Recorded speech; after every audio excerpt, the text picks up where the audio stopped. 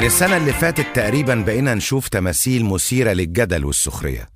تم وضعها في بعض الميادين الرئيسية في محافظات مختلفة زي المنصورة والإسماعيلية وسفاجة وأسوان وبورسعيد والمنيا واسكندرية.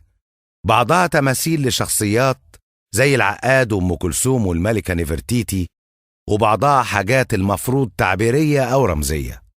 وطبعا زي ما شفنا لا كان فيها شكل لا للعقاد ولا للست أم كلثوم، ولا كان في أي تعبير أو جمال في أي تمثال. والشيء الغريب واللي بيدعونا للتوقف والتساؤل إن التماثيل المشوهة دي تم افتتاح أغلبها ورفع الستار عنها بحضور المحافظين والمسؤولين وبعض الشخصيات العامة. معقولة ده يحصل في مصر؟ بلد أقدم الحضارات في التاريخ، واللي العالم كله بيجي مخصوص علشان يقف قدام آثارها، واللي بعض الآثار دي موجود منها في أكبر متاحف في العالم زي إنجلترا وفرنسا وإيطاليا وأمريكا.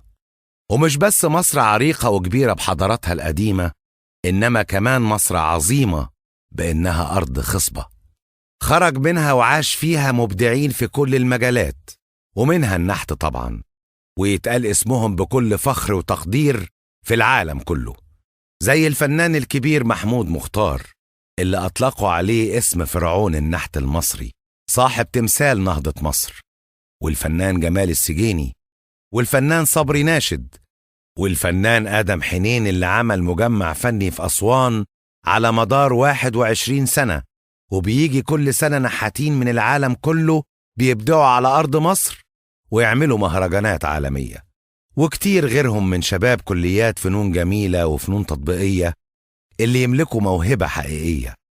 إزاي نلاقي تماثيل بهذا القبح والتشويه؟ دي جريمة لا تغتفر في حق تاريخنا وفي حق مبدعينا وفي حق شعبنا.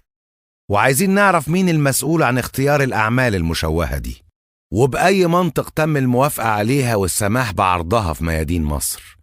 اللي حصل ده إهدار للمال العام، والأهم إنه إهدار لعظمة تاريخنا وإهانة صريحة للمبدعين.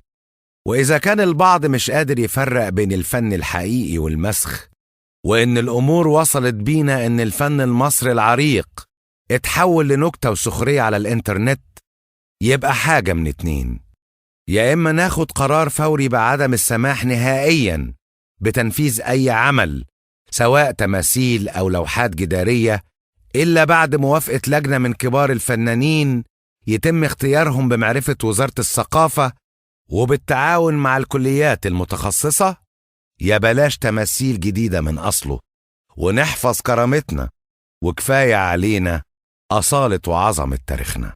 مش كده ولا إيه؟